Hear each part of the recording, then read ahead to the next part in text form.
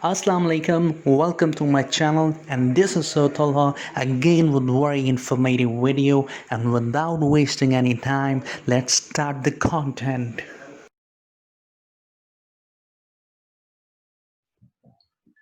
Motion in two dimensions. Two dimension का मतलब ये होता है तो मोशन स्ट्रेट नहीं है, लीनियर नहीं है, ना वर्टिकल लीनियर वाइज है ना हॉरिजॉन्टल लीनियर वाइज है। टू डायमेंशन है, जो प्रोजेक्टाइल मोशन होता है वो हमेशा टू डायमेंशन में होता है। ठीक है, किस तरह? ये देखिए, ये अगर मोशन हो तो ये लीनियर मोशन है, इसे टू डायमेंशन में नहीं कहते। अगर यू मोशन हो हॉरिजॉन्टल में तो it's not called two dimension. Two dimension motion, अगर मोशन इस तरह होगा तो this is called two dimension motion. इसमें ये वाई एक्सिस है, ये एक्स एक्सिस है। This motion is called two dimension, this one.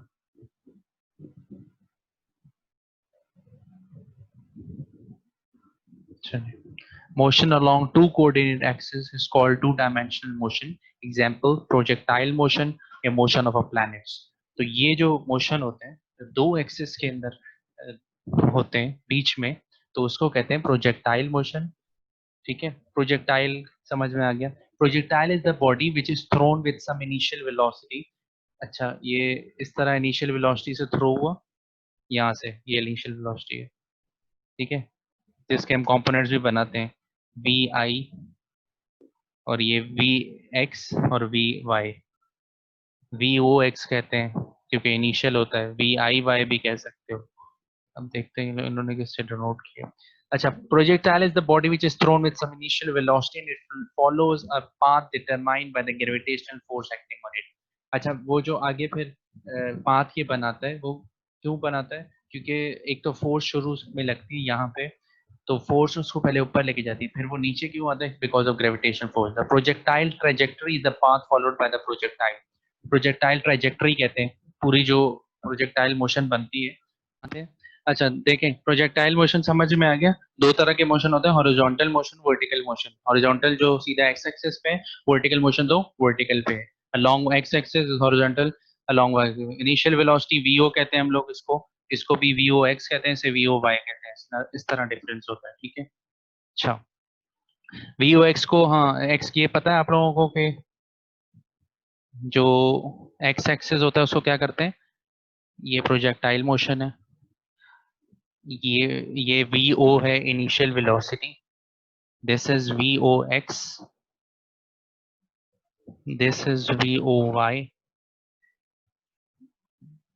V O X किसके बराबर होता है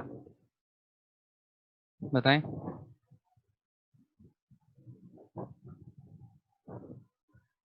वी ओ कॉस थीटा के बराबर होता है। एक्स के पास, एक्स कंपोनेंट पे जो एंगल होता है वो कॉस थीटा होता है हमेशा, और V O sine theta, sine theta होता है हमेशा। वाई पे साइन थीटा होता है, एक्स पे कॉस थीटा होता है, हमेशा याद रखिएगा।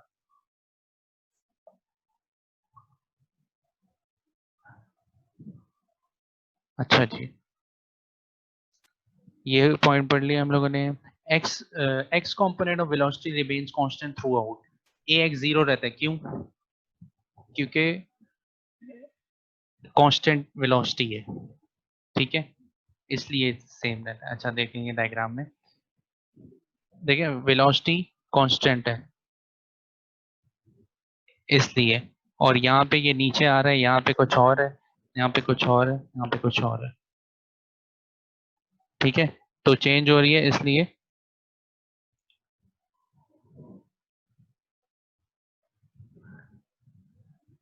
इसकी माइनस जी है, ए वाई और ए एक्स इसलिए जीरो है। The distance travelled on the ground, the distance travelled on the ground क्या होगा? पूरा डिस्टेंस जो होगा ये होगा पूरा डिस्टेंस, यहाँ से लेके यहाँ तक जितना प्रोजेक्टाइल का डिस्टेंस है, तो उसको क्या कहते हैं? कैपिटल एक्स ओ से डिनोट करते हैं, और V O cos theta t, this is the total distance. On the x axis v O x t, तो वी ओ कॉस थीटा वी ओ एक्स की जगह आ गया, और टी सा distance travel in the air. अब ये जो वाई का जो डिस्टेंस है वो वाली इक्वेशन है एस वाली, S is equal to V I T upon plus 1 upon 2 at square. S is equal to 1 upon 2 at square. यहाँ पे वो भी आएगा VIT. ठीक है, इससे हम लोग y एक्सिस ये VO cos थीटा t. ठीक है, x. ये क्वेश्चंस याद रखनी है, ये वाली ये डायग्राम बिल्कुल आपको अच्छे से याद होनी चाहिए. याद तो क्या होनी चाहिए, बस सिंपल पता होनी चाहिए कहाँ पे क्या चीज है. A ball merely dropped reaches the ground at the same time when the ball throws horizontally at some velocity. अच्छा, मैक्सिमम हाइट का फॉर्मूला है, ये सारी डेरिवेशन है तो वो मैं आपको नहीं बता रहा कि डेरिवेशन किस तरह की हुई है. और ठीक है, ये आप लोग देख लिएगा अपने रजिस्टर्स में कि किस तरह ये एच प्रूव हुआ है. ठीक है, ये सारी डराइव होके बनती है. Time taken to reach the maximum flight. अब आपको टाइम निकालना है तो वी ओ साइन थीटा अपॉन जी का फॉर्मूला यूज कर. Time taken to return to earth तो उसका ये फॉर्मूला है. ये 3 फॉर्मूले हैं. हाइट का, मैक्सिमम हाइट का ये है. वी ओ सिंपल आप जो आपको गिवन होगा वो यूज करेंगे. ठीक है, इधर भी वी ओ वही यूज होगा. Projectile takes equal time to reach to the maximum height and return to the earth. ये ऐसे ही है. अच्छा, रेंज ऑफ प्रोजेक्टाइल का फॉर्मूला ये है, ये भी याद होना चाहिए आप लोगों को. द मैक्सिमम रेंज अकर्स, हाँ मैक्सिमम और मिनिमम रेंज क्या होती है. मैक्सिमम रेंज जब थीटा 45 होता है, थीटा जब 45 होता है तो क्या होता है, थीटा 45 होगा तो क्या हो जाएगा 90 हो जाएगा. और साइन 90 क्या होता है 1 होता है. तो जब मैक्सिमम कहते हैं, मैक्सिमम रेंज का फॉर्मूला क्या बन जाता है वी स्क्वायर अपॉन जी. इस तरह बनता है ये देखें, वी क्या फॉर्मूला था, R is equal to V naught square, R is equal to P naught square sin 2 theta upon g. ठीक है, ये फॉर्मूला है. अब R मैक्स कब होता है, रेंज मैक्सिमम कब होती है, जब थीटा इज इक्वल टू 45 हो. Theta is equal to 45. Theta 45 कब होता है, मतलब 90 का जब हाफ होता है. सही. अच्छा, अब यहाँ पे हम लोग 45 पुट कर देंगे. साइन 2 45 साइन 90 हो गया. साइन 90 1 होता है, sin 90 is 1. So R max formula will become V naught square upon G. तो ये R max का फॉर्मूला है. जब आपको R max गिवन होगा सवाल में तो फिर आप डायरेक्ट ये पुट करोगे, उसमें आपको थीटा नहीं चाहिए. ठीक है, वो पूछेंगे give what is the value, what will be the maximum range if velocity is equal to 2 meter per second and gravity बेशक ना दें, वो ग्रेविटी की वैल्यू आपको पता होनी चाहिए. ठीक है, एक चीज देंगे सिर्फ वेलोसिटी. ओके. और sin 91, the horizontal ranges of two projectile launched at complementary angles equal to, for example, the range at 30 is equal to the range of the body at 60, but small angle produces a flat trajectory, the large angle produces a high trajectory. ये तो simple है बात कि जो large angle होगा वो बड़ी trajectory बनाएगा इस तरह. ये अब यहाँ पे अगर 60 एंगल होगा, यूं प्रोजेक्ट्री बन रही है तो ये 60 डिग्री है तो उसकी ट्रेजेक्ट्री भी लॉन्ग बनेगी. सही है. और फ्लैट होगी, फ्लैट की ट्रेजेक्ट्री लॉन्ग बनेगी जैसे 30 डिग्री. ठीक है, ये दोनों का फर्क है, ये बड़ा एंगल है ये छोटा एंगल है. तो जब 30 डिग्री होगी तो क्या होगा, the range of 30 is equal to the range of the body at 60, but small angle produces a flat trajectory, नीचे की तरफ होगी फ्लैट होगी, and the large angle produces a high trajectory, large angle का हाई होगा, ऊपर तक जा रही होगी. मल्टीपल चॉइस क्वेश्चन है इसके, आप लोग ये खुद करोगे. इसमें यही चीजें थी, ये फॉर्मूलाज याद होने चाहिए. R H, maximum height, maximum range, time taken T, ये फॉर्मूला इस तरह आते हैं. आपको सिंपल वेलोसिटी गिवन होगी,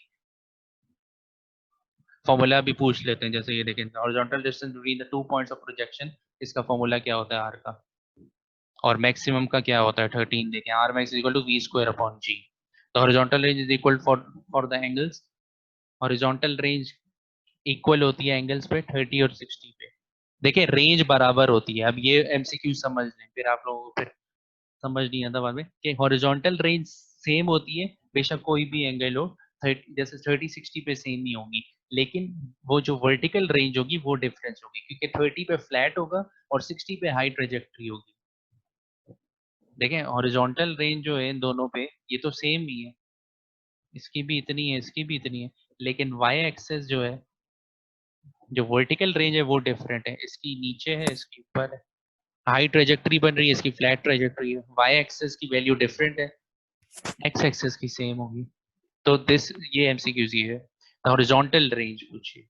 the total time of flight of projectile is given by formula पूछा हुआ है। Man standing at top of tower A and B drops sphere A downwards and throws sphere B horizontal at the same time. कह रहे हैं A दो a man standing at the top of a tower has two spheres. दो spheres हैं, एक बंदा खड़ा है top of the tower A और B. He drops sphere A downwards. Sphere A downwards फेंका उसने and throws sphere B horizontal at the same time. Down एक को डाउनवर्ड भेजा फेंका है और एक को हॉरिजॉन्टल मतलब सीधा थोड़े फोर्स के साथ। Which of the following is correct? Both sphere will reach the ground simultaneously. A will reach the ground first. B will reach the ground first. The question is incomplete because the mass of the है। बताएं क्यों both of the spheres will reach the ground simultaneously? Because दोनों पे gravitational force, देखो projectile motion भी gravitational की वजह से ही चल रहा होता है बाहर। उसने बेशक हॉरिजॉन्टल पे फेंका था लेकिन वो फ्री था फिर एयर में, और एयर इज नेग्लिजिबल, हम लोग एयर नेग्लिजिबल लेते हैं प्रोजेक्टाइल मोशन, तो इसलिए दोनों के ऊपर ग्रेविटी रिएक्ट कर रही है फोर्स, तो दोनों साथ ही पहुंचेंगे ग्राउंड पे। पैराबोला शेप बनाता है, ये भी याद रखिएगा। अच्छा ये सारे फिर आप करिएगा जो समझ नहीं पूछ लेंगे। Uniform circular motion, uniform circular motion, uniform का मतलब वो होता है कांस्टेंट ही होता है। Uniform and constant are same. Uniform circular motion is the motion of a body in circular path with constant speed and constant acceleration. देखें constant speed होगी constant acceleration होगी, उसे कहते हैं यूनिफॉर्म सर्कुलर मोशन, मतलब उसकी वेलोसिटी चेंज नहीं हो रही, डायरेक्शन चेंज, स्पीड भी सेम है एक्सेलरेशन भी सेम है, एक ही जैसे सिंपल जो एग्जांपल है आपकी the planets revolving around the earth, ठीक है, this is the uniform circular motion. The angle subtended by a body by moving in a circular path is called angular displacement. जो angle बन रहा होता है वो एंगुलर डिस्प्लेसमेंट होता है। जो यूनिफॉर्म सर्कुलर मोशन की जो बॉडी जो एंगल बनाती है उसको कहते हैं एंगुलर डिस्प्लेसमेंट। मैं आपको बना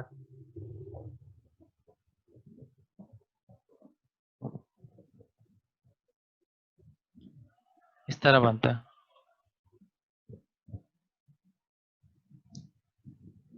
अगर सर्कल हो,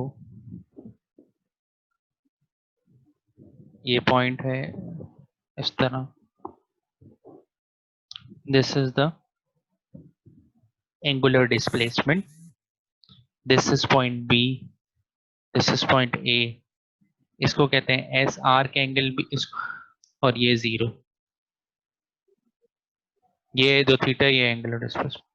angular displacement measure radian, radian में मेजर होता है, ये हम लोगों ने चैप्टर 1 में देखा था डायमेंशन में, कि ये जो इस तरह जो S is equal to are theta, आप लोग फेमिलियर हो दिस इस फॉर्मूले से, मैथ्स में भी पढ़ा है चैप्टर 9 से, तो इसमें ये रेडियन में हमेशा आप लोग एंगल डालते हो। One radian is defined as the angle subtended where the arc angle S, S होता है is exactly equal to the radius of the path, और एस जो होता है इक्वल होता है रेडियस ऑफ द पाथ से। रेडियस ऑफ द पाथ मतलब ये जो बीच इससे इस वाले से ये और ये,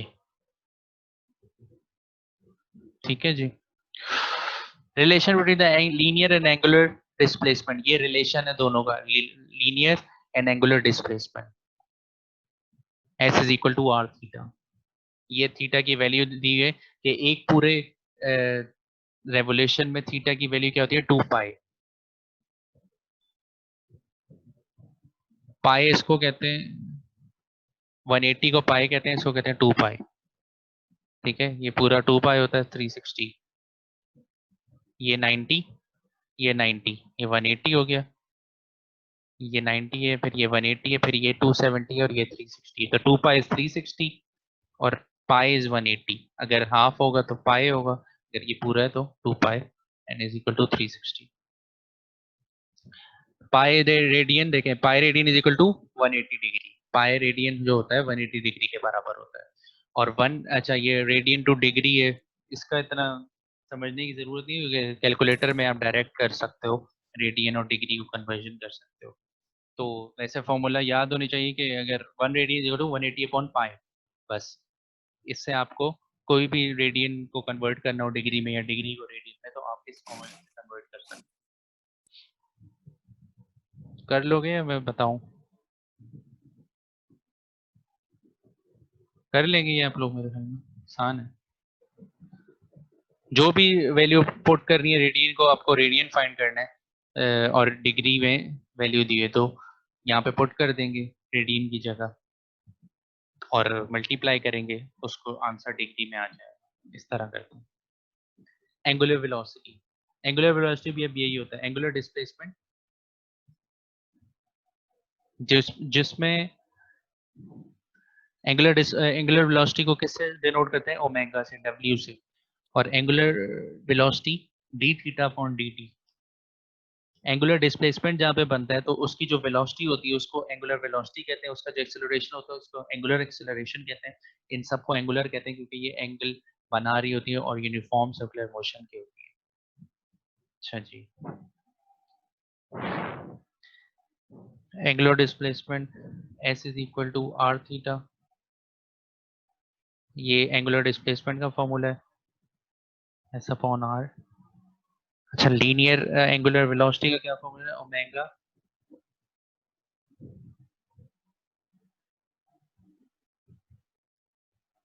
और एंगुलर एक्सेलरेशन होता है अल्फा। क्या होता है एक्सेलरेशन? वेलोसिटी अपॉन टाइम ना, तो वेलोसिटी क्या होगा? D W. डी का क्या मतलब होता है? डी का क्या मतलब होता है? Derivative of omega. और डी मतलब चेंज होता है बेसिकली, तो इधर चेंज यूज हो रहा है, चेंज जो हो रहा है इन दोनों में उसको कह रहे हैं।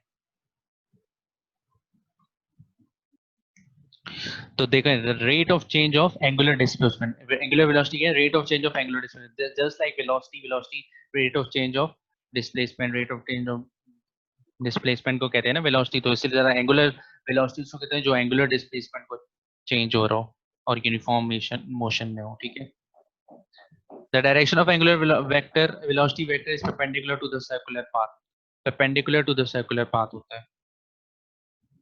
ये परपेंडिकुलर है ना, ये देखें, ये जो ये सर्कुलर पाथ है, परपेंडिकुलर, ठीक है, 90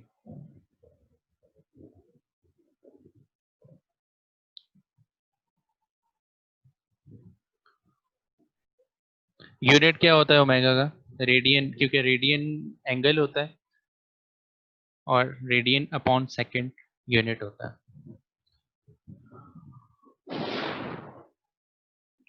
ये भी होता है। रेव रेवोल्यूशन पर मिनट, रेव का मतलब होता है revolution per minute, one revolution per minute, RPM भी कहते हैं इसको। Revolution R for revolution, P for per, M for minute, revolution per minute, RPM. तो एक आरपीएम में अगर कन्वर्ट, ये भी कन्वर्जन लिखी हुई है कि 1 RPM is equal to 2 pi upon 60 radian per second. और इसका फॉर्मूला ओमेगा का, अब ये फ्रीक्वेंसी के लिए ये होता है कि 2 पाई एफ। अगर किसी की आपको फ्रीक्वेंसी निकालनी है एक रेवोल्यूशन, मतलब एक रेवोल्यूशन में से कितनी फ्रीक्वेंसी बन रही है, तो 2 पाई एफ, एफ में आप डाल दोगे वैल्यू फ्रीक्वेंसी की हर्ट्ज में, तो इस तरह एंगुलर फ्रीक्वेंसी आ जाएगी। तो ये डब्ल्यू एंगुलर फ्रीक्वेंसी का भी फॉर्मूला होता है और एंगुलर वेलोसिटी का भी होता है। Angular and linear velocities are related as v is equal to are W. अब ये एंगुलर वेलोसिटी v है और लीनियर वेलोसिटी क्या है? लीनियर वेलोसिटी w है, सॉरी, एंगुलर वेलोसिटी क्या बोल रहा हूँ, v is equal to are W. ये कौन सी वेलोसिटी है? लीनियर। ये कौन सी है? एंगुलर। तो ये इन दोनों का रिलेशन है, लीनियर और एंगुलर का, v is equal to are W. ठीक है जी। Linear or tangential velocity which is directed tangent to the path. Angular acceleration is the rate of change of angular displacement. Angular velocity, sorry angular velocity के जो मैंने पहले बता दिया w upon T, D w upon T लिख दे। अच्छा, at the rate increase,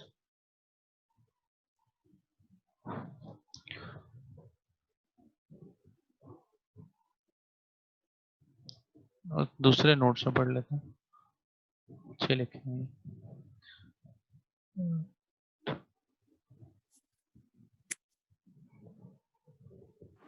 circular motion हम लोग पढ़ रहे थे, रेडियन, एंगुलर वेलोसिटी पढ़ रहे थे, एंगुलर एक्सेलरेशन पे आ गए थे। The rate of change of angular velocity is called angular acceleration और it is measured radian, relation between linear and angular quantities, ये हम लोगों ने पढ़ लिया, is equal to are theta, theta is equal to r, और linear angular velocity में v is equal to are डब्ल्यू, the relation between linear angular acceleration a is equal to R alpha.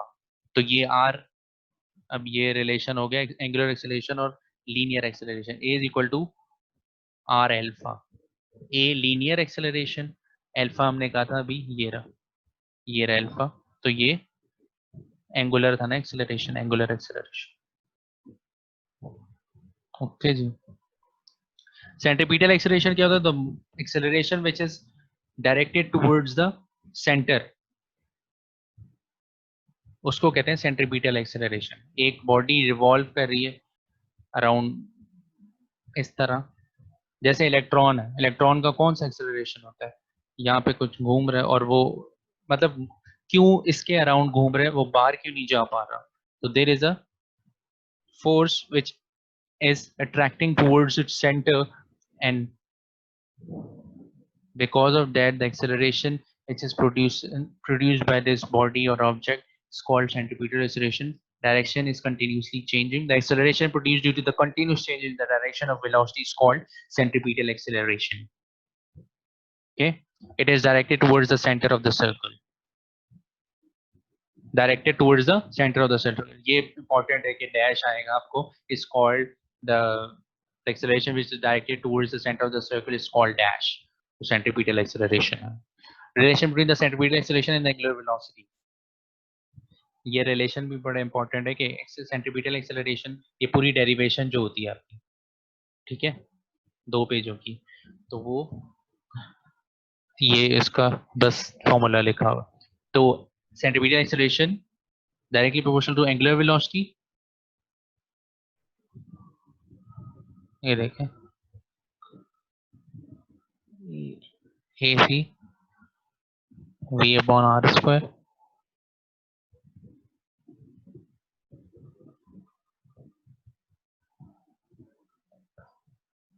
V is equal to R omega square, और omega is equal to किसके बराबर है? पाई R F. तो पाई R F की जगह लिख दिया पी स्क्वायर होता है ओमेगा स्क्वायर आर। तो ओमेगा किसके बराबर होता है? 2 पाई एफ। तो 2 पाई की जगह 4 पाई स्क्वायर एफ स्क्वायर, इधर आर आ गया, इस तरह भी लिख सकते हैं। अगर आपको बोले कि सेंट्रीपिटल एक्सेलरेशन फाइंड करना है और आपको सिर्फ आपको दे रहे हैं आर की वैल्यू दी और फ्रीक्वेंसी की, तो you will be using this formula. Tangential velocity क्या होता है? टेंजेंट जो होता है, टेंजेंट होता क्या है? Which is passing through the surface of the circle is called tangent. तो टेंजेंशियल वेलोसिटी यहाँ पे जो होती है वो टेंजेंशियल वेलोसिटी होती है। क्या लिखा है? If in a circular motion of a particle the linear velocity of the same particle along small or is directed to the tangent to the circle at a particular point, this type of linear velocity is called tangential point. ये particular point से देखें generate हो रही है, इसका particular point अगर मैं कहूँ तो ये है, तो पर्टिकुलर पॉइंट से जो वेलोसिटी जनरेट हो रही है उसको कहते हैं टेंजेंशियल वेलोसिटी, और वो सरफेस से हो, ठीक है, ये रहा इसका पॉइंट, ठीक है, इसको कहते हैं टेंजेंशियल। टेंजेंशियल एक्सेलरेशन होती है इसी तरह, जस्ट उसी रेट ऑफ चेंज ऑफ जो टेंजेंशियल वेलोसिटी होगा it's called tangential acceleration. Simply कुछ भी नहीं है। Tangential acceleration is tangent to the circular path, whereas the centripetal acceleration is directly towards the center of the circle. ये tangent होती है tangential acceleration to the circular path, उसी तरह जैसे velocity होती है. Tangent का मतलब ही ये होता है. जब भी tangent का word है तो समझ जाए कि सर्कल के सरफेस से टच होके जा रही है. ठीक है. टोटल एक्सेलरेशन, अगर टोटल एक्सेलरेशन निकालना है आपको तो किस तरह निकालेंगे? रिजल्टेंट निकालेंगे मैग्नीट्यूड का. एक ये सेंट्रीपिटल एक्सेलरेशन है AC और AT टेंजेंशियल है. टेंजेंशियल प्लस सेंट्रीपिटल एक्सेलरेशन का जो सम होगा दोनों को मिलाएंगे तो उसको कहेंगे total acceleration of a body. Centripetal force का फॉर्मूला क्या होता है? F is equal to MAC. अब AC क्या? V square upon R. ये भी फॉर्मूला याद होना चाहिए सेंट्रीपिटल फोर्स का. सेंट्रीपिटल फोर्स में क्या करेंगे? बस simple F is equal to MA होता है तो MAC हो जाएगा. अब AC की जगह फॉर्मूला यूज करेंगे V स्क्वायर अपॉन R.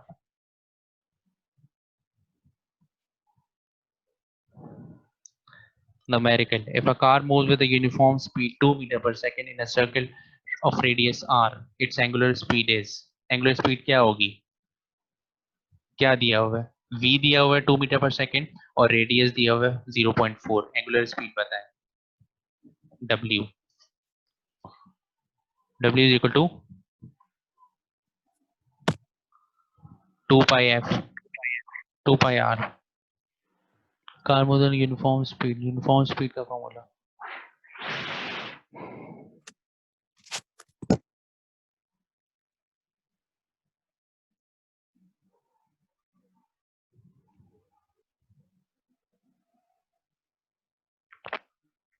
कौन सा ऑप्शन सही है?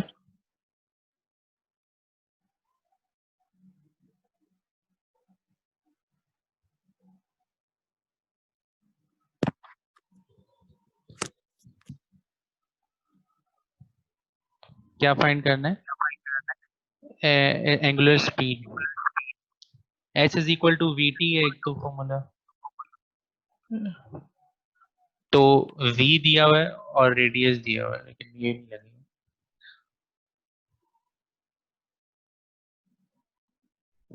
सर आप सॉल्व करवा दें. जी सॉल्व करवा रहा हूँ.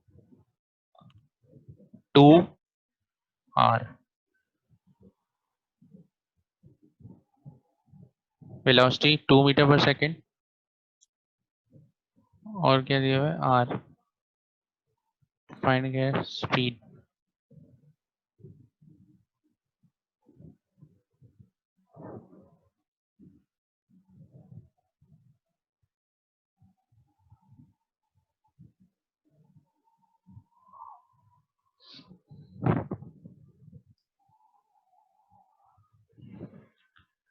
कौन सा फॉर्मूला लगेगा? खुद याद नहीं आ रहा.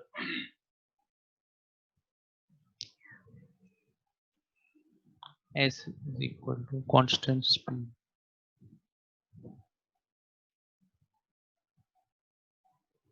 कुछ और तो गिवन नहीं है.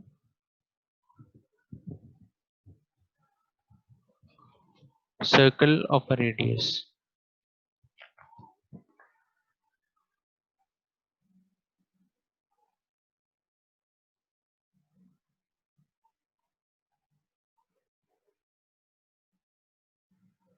आप लोग भी करें solve.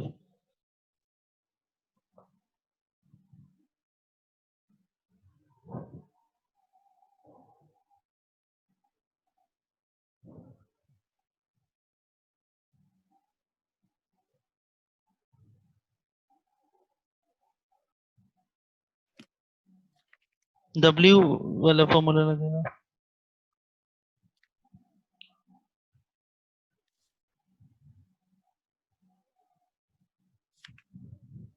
W is equal to VR.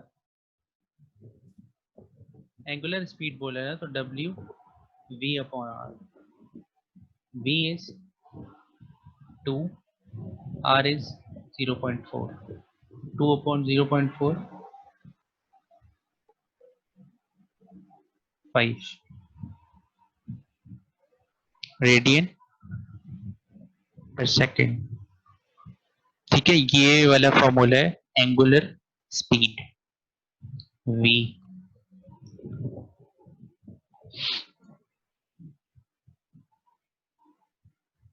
ठीक है, 5b है correct answer.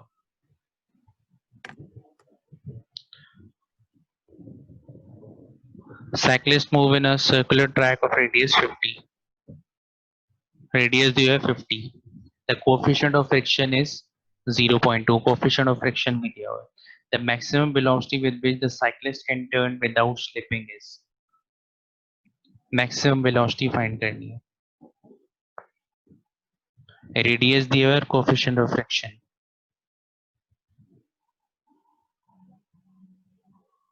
Radius, velocity.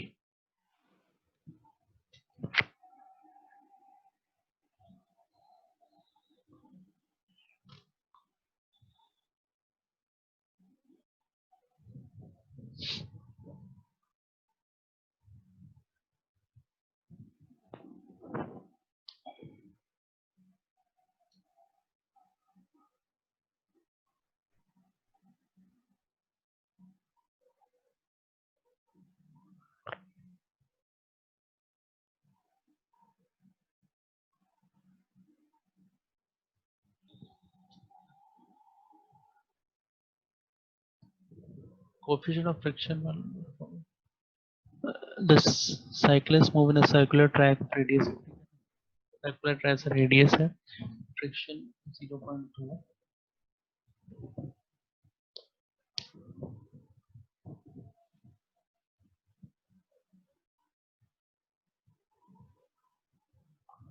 R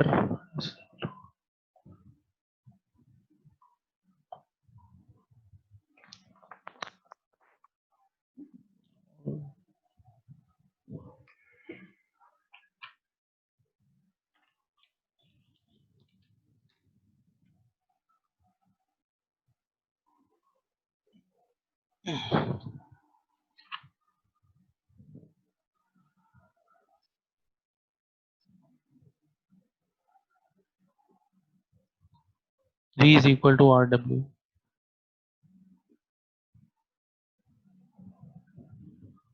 R 2 pi F.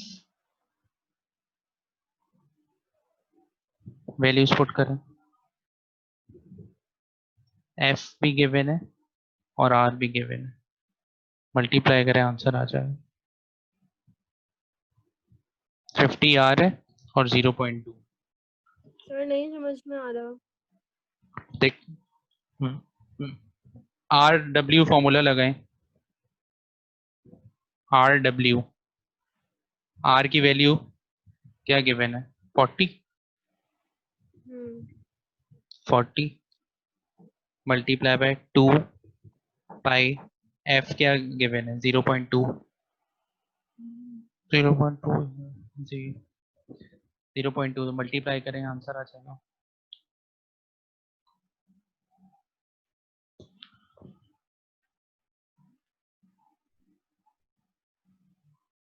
क्या आ रहा है 50।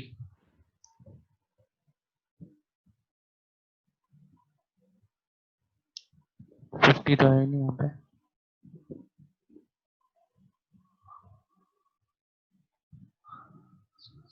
सर हम न्यूमेरिकल पे सॉल्व कर लेंगे, आप क्वेश्चन समझाना मतलब कि क्वेश्चन यही है कि the cyclist moves in a circular track of radius 50 meter. 50 meters का रेडियस है और सर्कुलर ट्रैक पे मूव कर रहा है। इस तरह सर्कुलर ट्रैक है और साइक्लिस्ट मूव कर रहा है इस पे, ये साइकिल वाला मूव कर रहा है इस पे, ठीक है।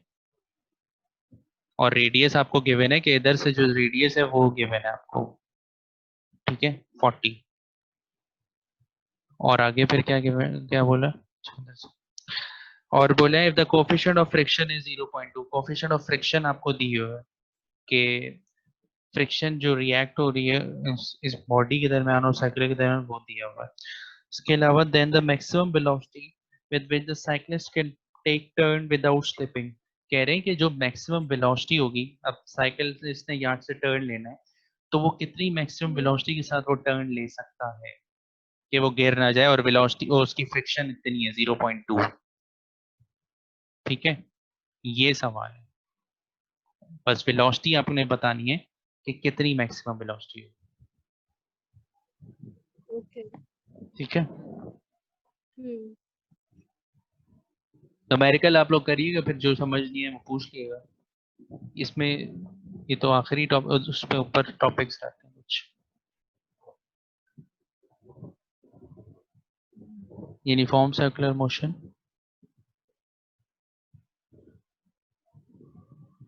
बस यही टॉपिक्स है।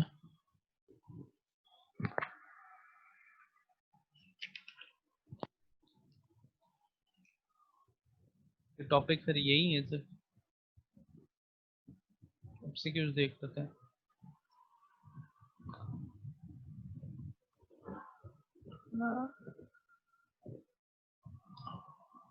कहाँ से हम लोगों ने किया था, यहाँ से। अच्छा, an object thrown in arbitrary motion in space with an initial velocity and moving free under gravity will flow। देखें कि एक ऑब्जेक्ट अगर थ्रो कर रहे हैं, कह रहे हैं आर्बिट्री मोशन में। आर्बिट्री मोशन क्या होता है इन स्पेस, मतलब चीजें नेग्लिजिबल हो जब, ठीक है, जैसे एयर नेग्लिजिबल होती है। हम लोगों ने जब प्रोजेक्टर टाइल मोशन कर रहे थे तो एयर नेग्लिजिबल लेते हैं, इस आर्बिट्री मोशन उसी को कहते हैं।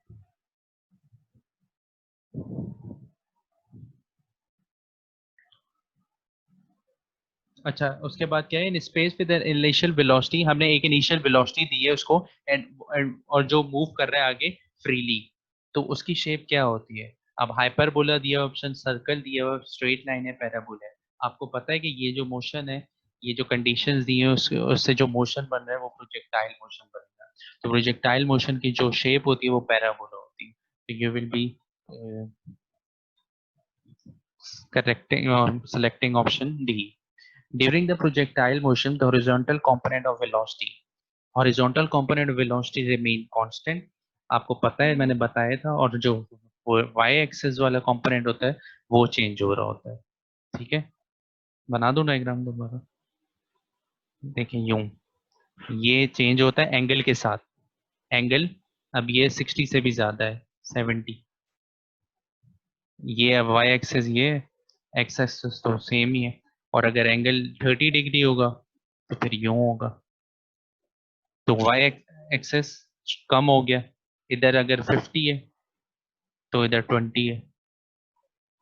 तो y axis changing but x axis remain same. Projectile motion बताया, जैसे मैक्सिमम हाइट कहाँ पर होती है और horizontal range everything. Maximum height यहाँ पर होती है। मेरा मिस हो गया सब कुछ ना, आपने बताया होगा तो। नहीं, मैंने मैक्सिमम हाइट का नहीं बताया था, लेकिन मैक्सिमम हाइट आपको पता होना चाहिए कि यहाँ पर है। ठीक है, ये इनिशियल वेलोसिटी होती है वी ओ, जो इनिशियल, क्योंकि जिससे मूव होता है पहले ऑब्जेक्ट। और यहाँ पे वी ओ वाई होता है, जो is equal to V O sine theta होता है।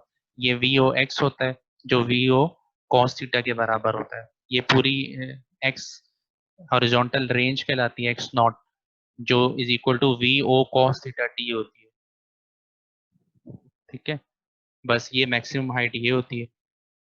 उसमें और क्या चीज़ है, time to reach the maximum height, वो टाइम ये होता है यहाँ पे, यहाँ तक जितना मैक्सिमम हाइट का टाइम, जिसका फॉर्मूला होता है वी ओ साइन थीटा अपॉन जी। और क्या चीजें होती हैं इसमें, रेंज होती है। अच्छा, सही है, दोबारा आ जाते हैं न्यूमेरिकल्स पर। The vertical component of velocity of a projectile during its motion is minimum. The vertical component of velocity of a projectile during its motion is minimum. कब मिनिमम होगा, at the point of projection, at the height point of its trajectory, highest point of just before hitting the plane of projection, none of these. कह रहे हैं vertical component of velocity जो है, velocity का of a projectile during its motion is minimum. कब minimum होगा, ये सवाल है। पॉइंट ऑफ प्रोजेक्शन पे या हाईएस्ट पॉइंट ऑफ ट्रेजेक्टरी पे।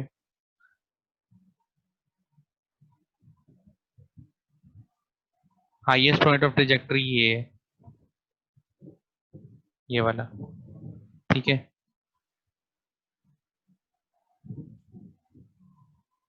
और यहाँ पे ये पॉइंट ऑफ प्रोजेक्शन है, यहाँ से प्रोजेक्शन स्टार्ट हुई है, तो यहाँ पे